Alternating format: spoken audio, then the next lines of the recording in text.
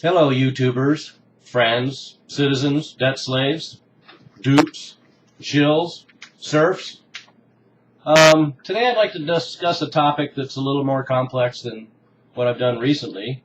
And the reason why I want to bring this up is I've noticed that whenever they characterize Ron Paul in the press, here's Investors Business Daily, and whenever they characterize Ron Paul, as you can see up in the corner here, isolationist Ron Paul could win Iowa vote. And I think it's pretty important to point out the difference between isolationism, which is not Ron Paul's foreign policy, and non-interventionism, which is Ron Paul's foreign policy. We know that the mainstream press, we know precisely why they use the term isolationism, because it's a fear mechanism for Americans who feel that we as a country need to perform as the police of the world. I think a lot more Americans are waking up to the fact that that may or may not be true. That's an argument or a discussion for another day.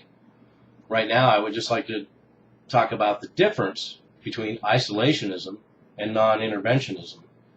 The classic definitions are: isolationism is the policy or doctrine that peace and economic advancement can best be achieved by isolating one's country from alliances and commitments with other nations. Doesn't sound too bad. Non-interventionism is the abstention by a state from interference in the affairs of other states. I think, explained that simply, most Americans would agree with that policy. Now let's go to Wikipedia.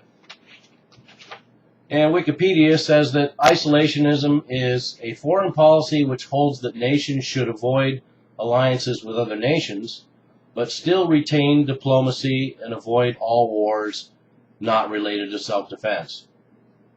Once again, it doesn't sound too bad. I think isolationism doesn't mean disengagement. You still have diplomacy, as per this definition, and you still have military defense capabilities and are able to protect your national security interests around the globe.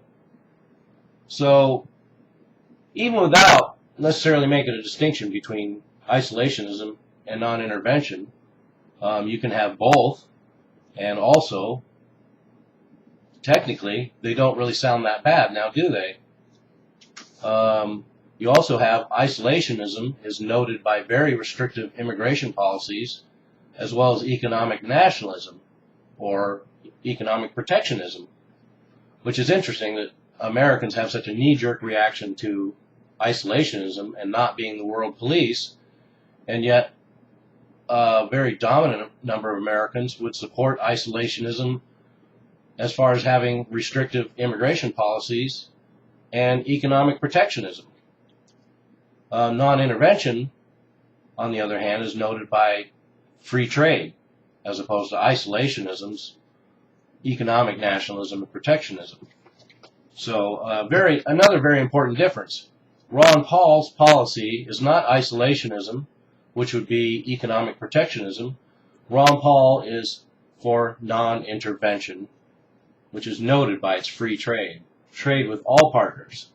I think a good example of that historically is Vietnam.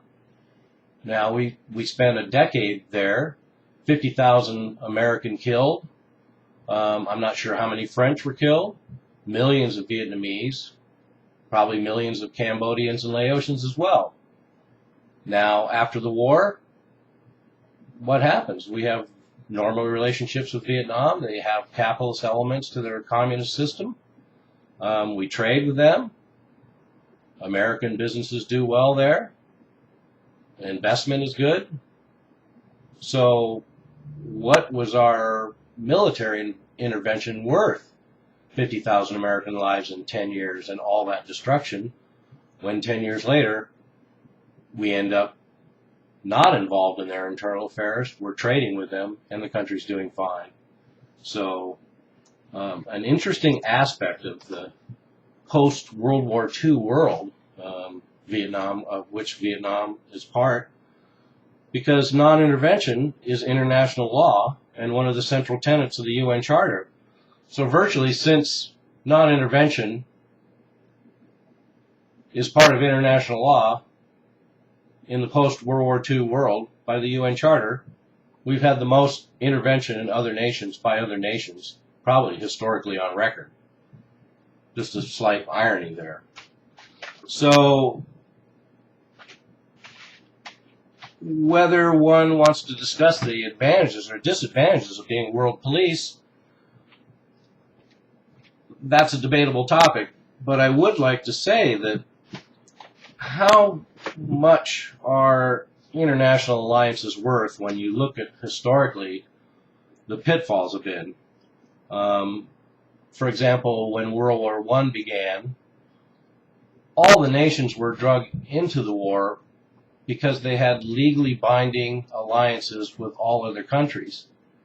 So this avalanche of countries all piling in to join in the slaughter of World War I, unparalleled in world history, all because of entangling alliances with foreign nations that had to be honored whether they thought it was a good idea or not.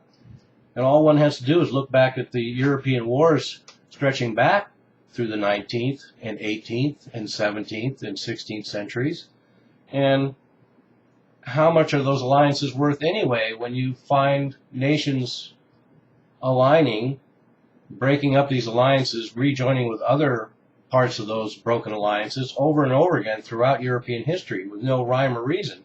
One day your enemy is your enemy, the next day they're your ally, and back again. So the advantages and disadvantages of alliances are a topic for another day and a larger discussion. But anyway, I hope some of that information helped to say, once again, Ron Paul, foreign policy is non-intervention. It is not isolationism.